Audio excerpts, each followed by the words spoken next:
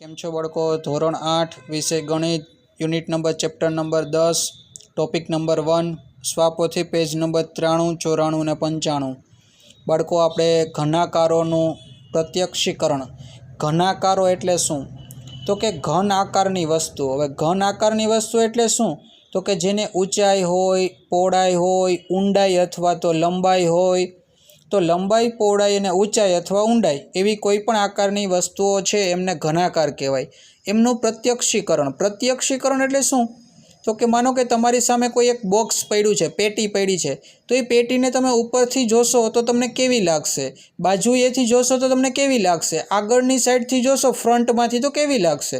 એને પ્રત્યક્ષીકરણ કહેવાશે.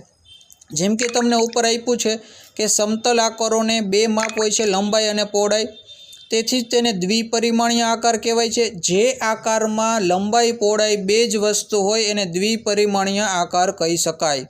જેમાં ચોરસ, લંબચોરસ, ત્રિકોણ અને વર્તુળ એ બધું આવી જાય છે. ઘન આકારોને 3 માપ હોય છે, લંબાઈ, પહોળાઈ અને ઊંચાઈ. તેથી તેને ત્રિપરિમાણીય આકાર કહેવાય છે. જેમ કે સમઘન, નળાકાર, શંકુ, ગોલક વગેરે.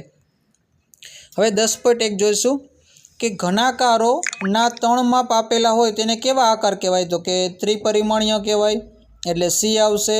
જે સમતલ આકારોના 2 જ માપ આપેલા હોય તેને કેવા કહેવાય? તો કે દ્વિપરિમાણીય, એટલે બી આવશે. નીચે પૈકી કયો આકાર ત્રિપરિમાણીય છે? તો કે લંબઘન, એટલે ડી આવશે. એક કાગળ લંબચોરસ છે તે કયા પ્રકારનું પરિમાણ કહેવાશે? તો કે દ્વિપરિમાણીય, કારણ કે લંબચોરસમાં લંબાઈ અને પહોળાઈ બે જ હોય છે, તો બી આવશે. એ જ રીતના ખાલી જગ્યા છે. ત્રિપરિમાણીય આકૃતિને ટૂંકમાં 3D આકૃતિ કહેવાય. નળાકારને લંબાઈ, પહોળાઈ અને ઊંચાઈ હોવાથી ત્રિપરિમાણીય આકાર કહેવાય. વર્તુળ એ દ્વિપરિમાણીય પ્રકારનો આકાર છે. દ્વિપરિમાણીય આકૃતિને ટૂંકમાં 2D આકૃતિ કહેવાય. 2 ડાયમેન્શન, 3 ડાયમેન્શન, એટલે 2D 3D આકૃતિ કહેવાય છે. નીચેના વિધાનો સાચા કે ખરાની નિશાની કરો. ત્રિકોણને ત્રિપરિમાણીય આકાર કહેવાય તો ખોટું આવે, કેમ કે ત્રિકોણ છે એમાં ઊંચાઈ અને લંબાઈ બે જ આવી શકે, એટલે એના માટે દ્વિપરિમાણીય હોય. શંકુને ત્રિપરિમાણીય આકાર કહેવાય તો એ બની શકે, કારણ કે વર્તુળ છે એ બે લંબાઈ પહોળાઈવાળું હોય, એટલે વર્તુળમાં જ નીચે જેનું ધાબુ હોય એમાં જ 2 પરિમાણ છે અને ઊંચાઈ શંકુની હોય ટોપીની જેમ, એટલે ત્રિપરિમાણીય થાય, એટલે એ સાચું આવશે.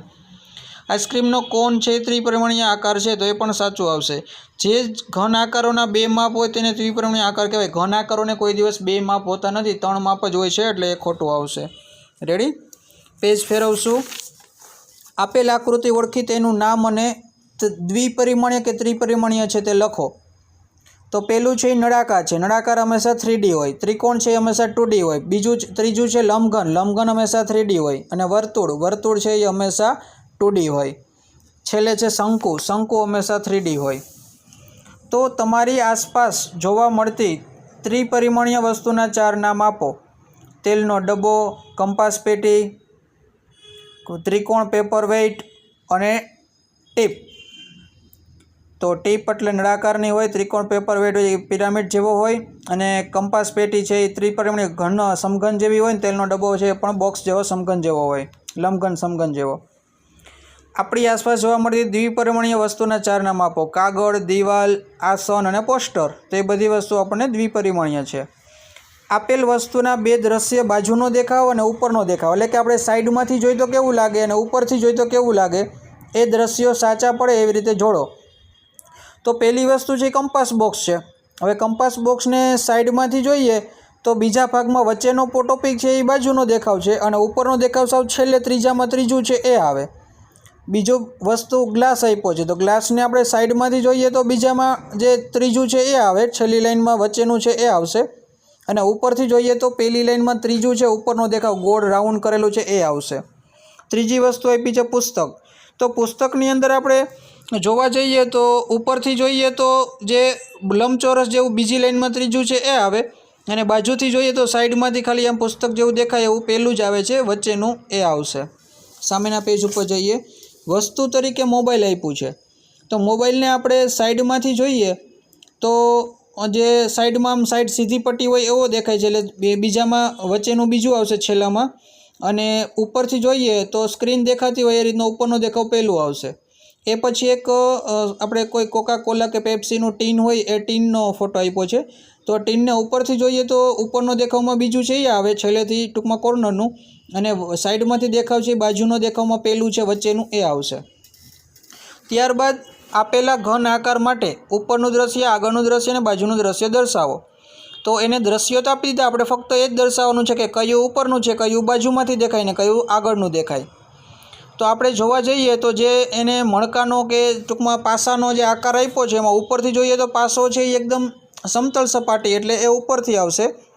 આગળની સાઈડથી જોવા જઈએ તો આમ ત્રણ પાસાઓ છે એવી રીતનું છે એટલે એ આગળની બાજુથી આવશે। અને સાઈડમાંથી જોઈએ તો બે પાસા દેખાય એવી રીતનું આવશે એટલે એ સાઈડમાંથી બે બારી જેવું આવશે। એ જ રીતના એક બીજો પાસો આપ્યો છે, એમાં આગળ પહેલું છે એ આગળથી દેખાય છે, બીજું છે એ ઉપરથી દેખાય છે અને ત્રીજું છે એ બાજુમાંથી દેખાય છે। એ રીતના ત્રીજો પાસો આપ્યો છે, એમાં પહેલું છે ઉપરથી દેખાય, બીજું છે આગળથી દેખાય ને ત્રીજું છે એ સાઈડમાંથી બાજુમાંથી દેખાય છે। તો આ રીતના બાળકો 93, 94 અને 95 પેજને આ રીતના આપણે વ્યવસ્થિત જોયું।